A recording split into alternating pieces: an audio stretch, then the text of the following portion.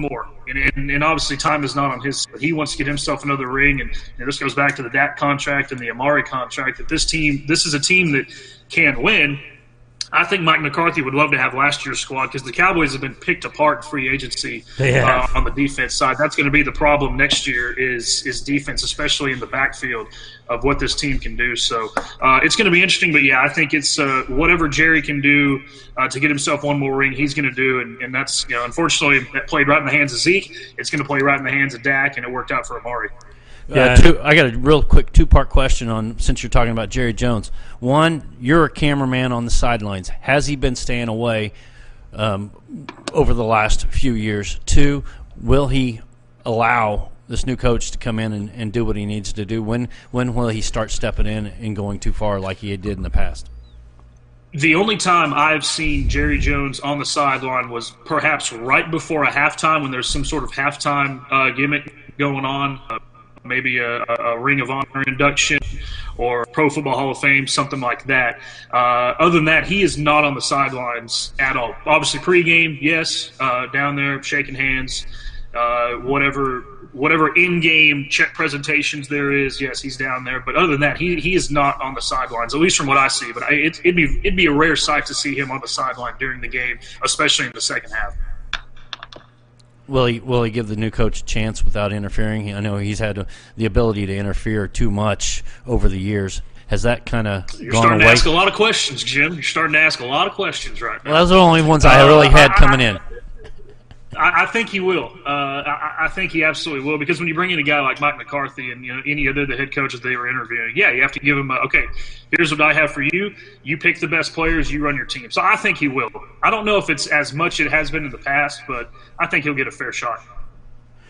Yeah, definitely. And I'm glad you mentioned that, Jason Garrett was a nice person. I never personally, had anything against the guy. Just, as a fan, I was done with him being the head coach of the Dallas Cowboys. So he was done. Gary's been done for. Yeah, I've been done since about 14 when they signed that. Yeah. When they re-signed him, 5 years ago, 6 years ago. Gary started the hashtag Fire Jason Garrett. By the way, hashtag Fire Jason Garrett. We don't have to hear that any more shows. At the end of the show, Gary would say fire hashtag Jason. Hey, trust me. I'm a big Chiefs fan. When y'all finally get to figure out who your coach is, it takes a weight off your shoulders. We got Andy Reid, and I said that's it. And I had never felt like we should ever get rid of this dude. And it's easy to say now, but I mean, I'm telling you, when he came, you were all in the beginning, though. Oh yeah, because he's just he's got the pedigree. So and McCarthy won a lot of games in Green Bay, and a winner for sure, and he knows how to win.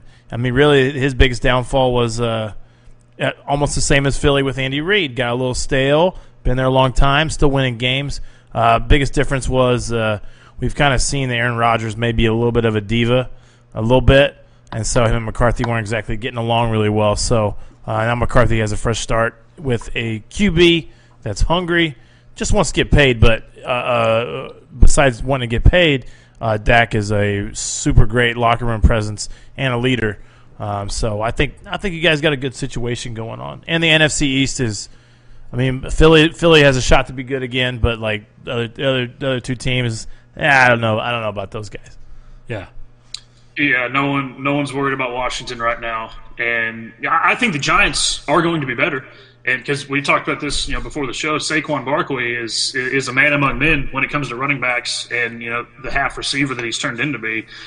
So the Giants are going to be dangerous. I think if they can figure out their quarterback situation, then watch out again. They're still somewhat in rebuilding mode, but when it comes to division play, it doesn't matter. You're going to see these teams twice a year. Everybody knows each other very well, and those games always close. It goes for around the entire league. So every division is tough. Some divisions are tougher than others, but it's simply hard to win football games. It is hard to win football games in the NFL, especially. People joked, obviously last year I felt like was kind of an anomaly with the NFC East because, it seemed like nobody wanted to win that division. The team had, from my standpoint, it looked like the team had quit on Garrett. A lot of national media were talking about that too. Philly just seemed to keep losing games, too, that they should win. Yeah, Philly also was crazy injured. Yeah, so, they kept getting, they were suiting up Cowboys at wide receiver, it seemed like, toward the end of it. But, the NFC, I feel like, is tough year in and year out. Yeah, there was no excuse for the Cowboys to lose that game against Philadelphia. And then the absolute smoke and mirrors game was the Rams. Cowboys absolutely rolled over the Los Angeles Rams. And then, we're in the stadium and we're thinking, like, okay, like, if this team shows up every week, this team is down and they are Super Bowl best if this team shows up every week. I don't know what happened to the Rams that week. Obviously, they didn't make the playoffs. But, yeah, you mentioned, kind of who wanted to win the NFC East. Reminded me of the NFC West several years ago when there was a chance of one of the Seahawks or 49ers going into the playoffs with with an 8-8 record or a 7-9 record. I can't remember who ended up getting in, but, I remember that was kind of a similar situation this year. And the Cowboys, they simply blew it. If the Cowboys don't lose that Jets game, then they're in the playoffs. And I don't know how far the Cowboys go in the playoffs, but as soon as that Jets game happened, I believe that was week 4, week 5, everyone around here said, this is the game that will cost us something. And sure enough, it did. It cost them a chance to go to the playoffs. You can obviously look at any loss. Hey, that cost us right there. But that game, that should never have been – Sam Darnold looked – like, man, put him in the Pro Bowl. Like, this dude is on fire right now. And obviously we saw what happened after that. Look at that Monday Night Football game. But that was most frustrating is, you look at Twitter memes. Whoever the Cowboys play, the opposing quarterback is going to absolutely just roll. I don't care how bad they are, but they're going to just absolutely go off. And that was the most frustrating thing about this season. It looked like a lot of times a lack of preparation. Or maybe getting out like when the game starts, Garrett was getting out coached pretty bad. You can kind of see that. And then, I'm kind of piggybacking. Skip Bayless talks about that a lot, where he thought that that Dallas just always looked a little bit less prepared than the other team was, and so that's another reason why Garrett. Well, what was noticed, the play calling on home and road games was totally different. Compare it to. You've got to print off here, hey, this is black and white, and that's what we're going to do on the road. Like, hey, we've got to simplify this process. But then at home, you've got a full coloring book. Hey, what are we going to draw today? They're doing all sorts of crazy things at home. On the road, they would simplify themselves, and it's almost like you take 15 pages out of the play, but, hey, we can't do those. We're on the road right now. Simplified offense on the road, and that's what really cost them again this season. At home, they look great, dynamic. You had motion, you had different sorts of offenses, but on the road, it was just run and gun, and that's all it was. Yeah, it was, watching the games, which I coach high school football up here, and we would have our coaches meetings on Sundays, so I didn't get to watch all of the games, like I would want to. But, I even noticed that just as kind of a casual fan and a coach myself, it seemed like that it was just a different game plan, different attitude on the road versus at home. It was, and you can go back and look, and a lot of the radio stations around here they've done the same of comparing home and away games and the stats. They'll tell you one thing: Cowboys were not a good road team this year. Yeah, so I could talk Cowboys football all day, but that might get boring to my co-host here and to your Kansas City viewers. Yeah, and my Kansas City viewers. So. Let's talk about, your Kansas City connection, and, you used to be up at the Chillicothe Mudcats. That's where you encountered Jim Bly. No, it was actually at Boulevard, his real Kansas City connection, Boulevard Brewing Company. How many times have you taken the tour, Josh? I've taken the tour once. I've been up there, I want to say 4 times, just hanging out. But, I was just graduating out of college in 2014. I actually graduated in 2013, but I stuck on the spring semester with UTA, and as every college grad is, you're looking for a job. And stumbled across a posting for the Chillicothe Mudcats, sent off my stuff, and a couple weeks later get a call from I believe the area code 646. Like, man, I've never seen this before. 660. That's what it is. And picked up and talked to the guys at KCHI, and a couple of hours later I said, yeah, I'm in. And kind of my first semi-professional gig, and had a lot of fun up there in Chillicothe. We had that year in the 2 months of July, so we had a lot of time off, and got to go to a couple of Royals games and kind of experience Kansas City. And it's a summer I'll always forever look back on. It was a lot of fun. Yeah, Royals games are obviously a ton of fun, and if you were around in in the summer of 14 there that you were talking about. That was a good summer to be at some Royals games. Yes, it was. And the first game we went to, it was a big Royals win. Can't remember who they played, but I do know the second game I went to, not as fun. Detroit won 16-4. I do remember that quite well. Oh, man. But, yeah, the first game was a big win and a lot of fun. Kauffman Stadium, absolutely gorgeous. And can't wait to go back. I actually went back a couple years ago on my summer trek, saw a Rangers game up there, and had a ton of fun. Yeah, Josh always likes to come back here, really enjoys what he felt, kind of a second home away from home right after your college years, right, Josh? Chillicothe was. Yeah, it was.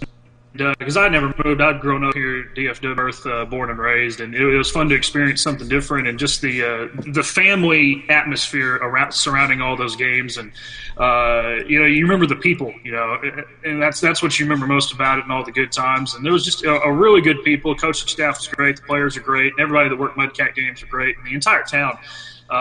Just so much fun to be around, and it was such a different life. And it was fun to be able to drive 10 minutes to my destination, and that's the furthest I had to go. That's what was nice. Obviously, living down here, it's a little different story.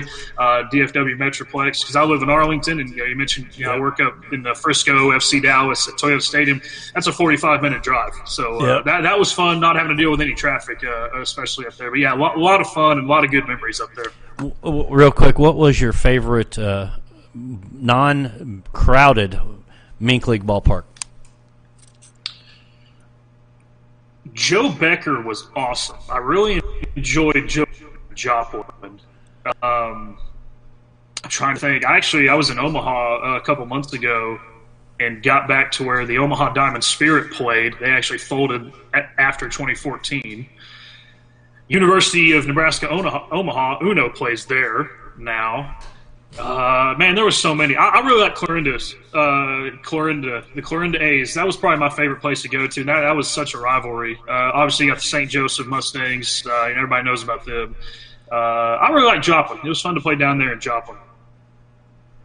Yeah, there's, I haven't been to a lot of these Mink League ballparks, but, that was one thing we were going to do this summer was try to get out to several of these Mink League ballparks and, kind of check them out. But obviously right now all that's on hold. Yeah, absolutely. And now more places are coming ahead. Down in Bolivar, we played at Southwest Baptist University, and just getting on the air for that game because I had one of those weight benches as a table. And, I find about a 100-foot extension cord just to something going. But we got up and running. We had about an hour winds coming out of the south that day. I remember that game very well. It was rough, but a lot of sunburn, a lot of wind burn, but a lot of good times as well. Yeah, the Mink League is special for a lot of people, and I'm glad to hear that that's kind of where you got your start and kind of your first opportunity right out of school. Yeah, it was fun, and like I said, I've tried to go back every year. Didn't get up there this season, or this last season, I should say. But it's kind of a stop, and like I said, I met a lot of people, and everybody's cool with the team, and obviously the connections grow, the tree grows as far as doing this right here. So just endless opportunities doing that. Yeah. So after your opportunity with the Mudcats in your summer, up here in Chillicothe in the Kansas City area, where did your journey take you next?